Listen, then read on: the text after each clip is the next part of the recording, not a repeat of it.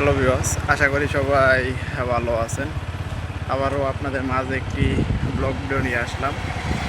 আজকে ব্লগ ভিডিওটা হলো আমরা ধনবাড়ি থেকে মুর্শিদে যাব। তো আমরা ধনবাড়ি থেকে মুর্শিদে যাওয়ার পথে আমরা যে রাস্তা দিয়ে যাবো আর যা যা দেখতে পাবো সেগুলো আপনাদের মাঝে তুলে ধরবো।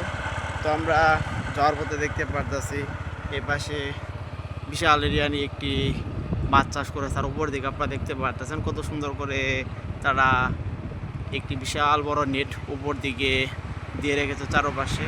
তো এই পাশে আপনারা দেখতে পারতেছেন একটি ছোটো সাইজের ঘর দেখতে পারতেছি। তো মূলত এই পুকুরটা তারা দেখাশোনা করে আর এই করে এখানে তারা থাকে। আর এই পাশটা যদি একটু দেখে আপনাদেরকে, পাশে একটি রেল লাইন দেখতে পারতেছি। রেল লাইনের সাইডে এক সিরিয়াল অনেকগুলা মেহগুনি গাছ আমরা দেখতে পারলাম।